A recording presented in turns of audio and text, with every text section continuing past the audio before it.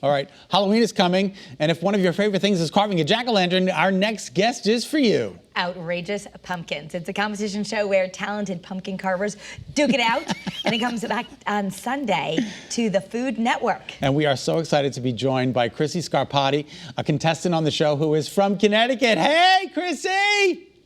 Hi, Scott. Hi, Kara. Thanks for having me on. Oh, we're so excited. All right, first tell us, you're an elementary school teacher with a passion for art, right? I am, yeah. I've been teaching for 19 years now. Oh my God, what'd you start when you were 10? I started right out of college, but I was lucky enough to stay at the same school all these years in Monroe. Well, that is just great. You know, art teachers, they always teach us how to do things with paint or crayons or all these things, but so you decided to challenge yourself after seeing someone else do it on TV and said, I'm gonna be artistic with pumpkins.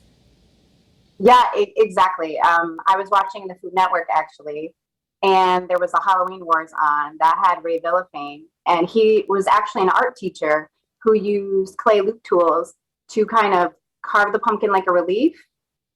So I thought, let me give it a shot. You know, I know how to use clay loop tools. We use those all the time in art, and pumpkins are easy to come by in the fall, especially in New England. So I really found a passion for it. It was so interesting to me, and each pumpkin's kind of different, so you never know what you're going to get.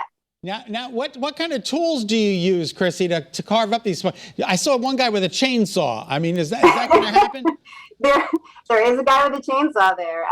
The contestants are amazing. Most of us use clay loop tools, so a lot of artists use them for clay. It's nice because they're not sharp.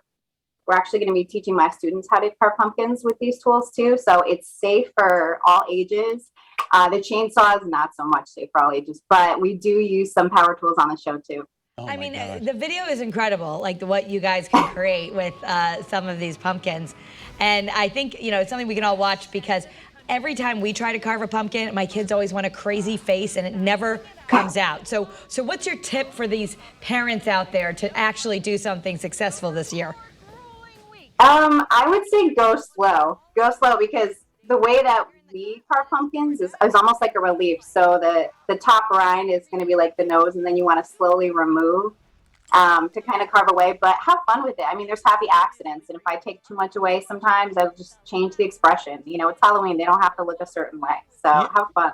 Yeah, that's what I wanted to say. Do you ever mess up, Chrissy, at all? Or are you a perfectionist? Yeah, we call them happy accidents in art. So something unexpected happens, and you have to kind of just roll with it. You know, you got to think on your feet there. Oh my God. That's the great thing about art. It's never wrong. So those little tools that you got, that's what we need. Don't get those ones at the grocery store. We need art tools. No, these are honestly safe. It's just a piece of metal that's looped around. Some of them have a point or a curve, and they're awesome. You know, we'll kind of chip away. My daughter, who is turning 6 this week, she does a little carving with me too, and it's fun for the whole family. So I can't wait. Chrissy, I know there are different types and different varieties of pumpkins. Do you have a favorite that you like to work with? I do. There is a local pumpkin patch near me, Jones's Family Farms. Oh yeah, of course, in they're Shelton. really great.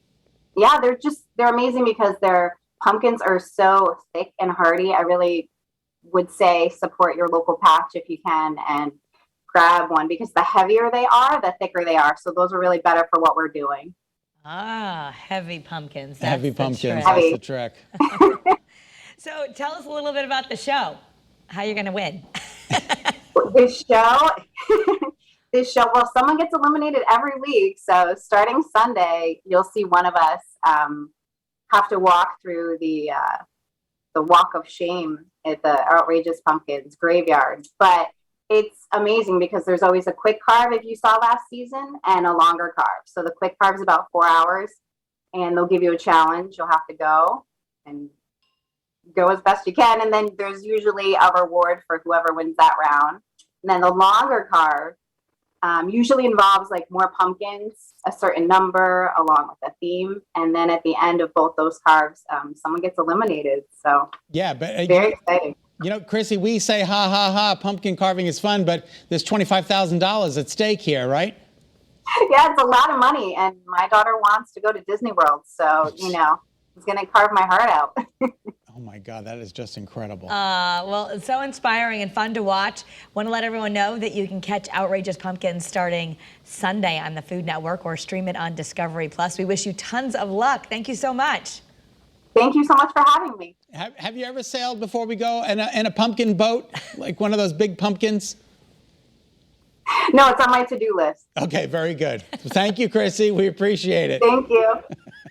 She's a sweetheart. She is. All right, and we have much more to come on Great Day, Connecticut, including this guy. Yeah, it's been a year since he's been in our studio. Oh, he's got a friend. It's an eggplant. Oh, He's going to show us something delicious to make with it. And a local coffee shop with some very unique choices. We're going to take you there. But first, Kara, what are we going to do? Check on today's news and weather from Studio A.